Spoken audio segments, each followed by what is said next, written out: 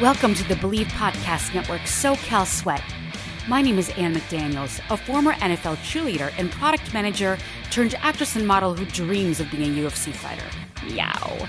Learning strategies to help motivate others leads me to bring you interviews each week from a range of athletes, experts in fitness and nutrition, and so much more.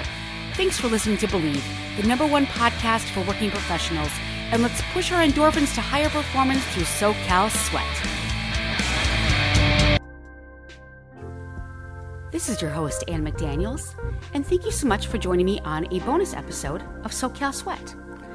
Today, I just want to give you some tips in dealing with daylight savings time on top of the insomnia heightened due to the pandemic, referring to Coronasomnia.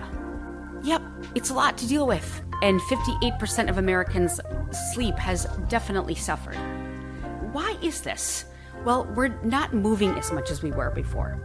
Our schedules are much different. We have screens all over the place. We've never looked at screens so much in our lives. And also, we have what's called revenge bedtime procrastination. And this occurs when we basically have FOMO, or fear of missing out. So we are constantly looking at our phones at night, which means we're getting a lot of blue light, and a lot of people are wearing blue light blocking glasses to help this. And just one little tip on that, we do have the fear of missing out because we're just, we're away from our social groups and everything like that. But you can get blue light blocking glasses for that, and that certainly helps. Or set a timer as to how long you spend on social media while you're in bed, or maybe just doing Candy Crush. Also, there are night owls versus early birds. And I myself am definitely a night owl. I used to be an early bird, but I've adjusted, and that's my natural pattern. So it's really good if you can maybe speak with your boss and say, maybe my schedule needs to be adjusted with different meetings because I am up all night, and I do work from home, but I am up all night and would like some flexibility. And hopefully some bosses will be able to do that during this, resolve of the pandemic or wherever we are right now. And we also are having more dreams, more vivid dreams, sometimes more scary dreams. And the reason for that is we are sleeping an extra hour in some cases, and our REM, or rapid eye movement, occurs at the very end of our sleep. So sleeping more gives us more dreams, and since we already have in the subconscious sort of a lot of stress and a lot of fear of the future, or maybe just the fear of getting sick, itself, it can create really scary dreams. Now, we already have that, and we will be going into daylight savings time of springing ahead.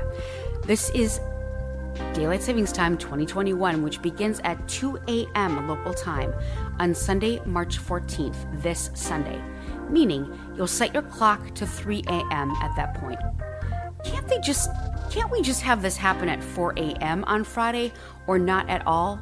So, yes, contrary to popular opinion, daylight savings time doesn't last for half the year, as we usually think it does, but rather it stretches until Sunday, November 7th of 2021, which is approximately 8 months.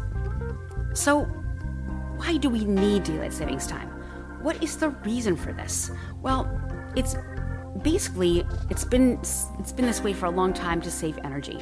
The time change was first instituted in the U.S. during World War I and reinstituted in World War II due to the war effort. All states in the U.S. observe this except for Arizona and Hawaii. Lucky them. The 5 major U.S. territories, American Samoa, Guam, the Northern Mariana Island, Puerto Rico, and the U.S. Virgin Islands, also do not observe what we refer to as the delicious DST, or daylight savings time. Someone with kids once said, having kids basically feels like waking up the first day of daylight savings time every day for the last 18 years. Or some people have elected to deal with daylight savings time in the fact that maybe just don't go to work on Monday at all, and you can really help adjust. Now, speaking of adjust, we not only have to do this with the pandemic insomnia, but we have to spring ahead. And why does this affect us so much?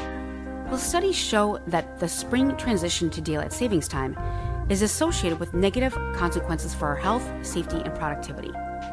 all of which may be related to sleep deprivation caused by the time change.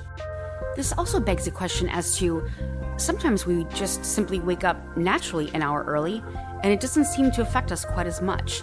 So why does daylight savings time, especially the spring ahead, completely throw us out of whack? Here are 4 tips to just kind of help prepare for daylight savings time. Number 1, reconsider your bedtime. So this is going to be Friday, so try going to bed 15 minutes earlier on Friday, starting 2 or 3 days before the time change. Again, Friday for the Sunday daylight savings time. This will help make sure that you're more well rested before the clock change, so any resulting sleep debt. Number 2, shift your wake-up call. A few days before daylight savings time, set your wake-up time to 30 minutes ahead. This will narrow the difference and make it easier for you to adjust to the time change.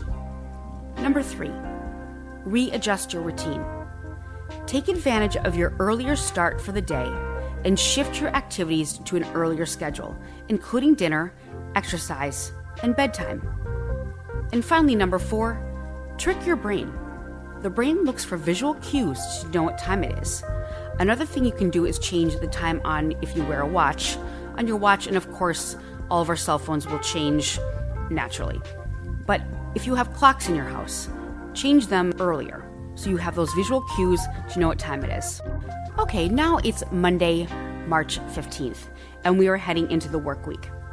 How can you adjust to not feeling so groggy and just tired and irritable? Well, we can grin and bear it even with that fatigued feeling, but here are some things that might lessen these effects of the time change. Number 1, avoid naps. If you feel sleepy the day after the change, try to resist taking a nap because this will reduce the amount of sleep pressure present at bedtime and you can create longer-term sleep problems. If you must nap, keep it to about 15 to 20 minutes, ideally in the late morning. Definitely seek out sunshine. Make sure you get plenty of sunlight on the morning after the change. Light has potent effects on our internal body clock and will help you feel less tired. It's vitamin D as well, which really aids in immunity. Number 3, watch your diet. Avoid foods and beverages that will keep you up, such as caffeinated beverages, chocolates, or alcohol, at least 3 hours prior to bed. Now, just a little saying, protein plus fiber equals the best night's sleep of your life. So if you have to have late night snacks, unless we all need them, of course, especially when there's stress and you're tired and, it's just if we're going to eat late midnight snacks, let's eat things that will boost our serotonin and boost our melatonin, which is a sleep relaxing chemical. So again, think protein plus fiber equals the best night's sleep of your life. So really incorporate snacks that will have both protein and fiber. A couple great examples would be hummus and vegetables, or popcorn, oatmeal, or even beef jerky with the protein. But complex carbs are really great. It slows the process and makes you very sleepy. You could also have anything with tryptophan in it, which actually increases your melatonin. And that would be just a basic turkey sandwich on whole grain bread for the complex carbohydrates, the protein, and the tryptophan. And also, try to not drink any caffeinated beverages. Maybe suggestions would be chamomile teas, decaf coffees, or low-fat hot chocolates, because it just takes a long time, it feels good, it's nice and rich, it makes you feel rested and sleepy. And if you have children, set your kids up for success. If you have kids at home, make sure they don't leave any work to be completed in the morning before school, because then their brains will be in a fog, or they're fully asleep in the morning, and it just doesn't make for a great start for school. Avoid exercising too late. Moderate to high intensity exercise should be performed earlier in the day, because late night exercise can inhibit a good night's sleep. During exercise, the sympathetic nervous system is activated, and when this occurs close to bedtime, you may feel like you're at a rave all night long, which may obviously affect your sleep. Thank you, DJ Tiesto. And finally, reduce that screen time. Light from the devices can really affect our circadian phase. If it's nearing bedtime, our phase is shifting towards sleep and exposing ourselves to too much light at this time, which can result in a lot of trouble falling asleep. Again, it's that FOMO, or fear of missing out. So simply maybe set a timer or wear blue light blocking glasses, and that might really help you, because screen time is also harmful for that adequate sleep if the content that we're viewing is activating and anxiety provoking, like seeing that someone's doing perhaps better than you, even though it's a facade and we all know it. And that can really interfere with, again, more anxiety leading to less sleep. So let's just all try to be healthy. Again, this is really hard to do when we're dealing with the insomnia during the pandemic, changing schedules. We're not moving as much. We've got screens all over the place. And just a little poll, do you think that we really need daylight savings time? I mean, Arizona doesn't do it. Hawaii doesn't do it. But do we like the pain of it? Are we masochists? I'm not sure. But, we always talk about it going away, but it seems to never quite go away.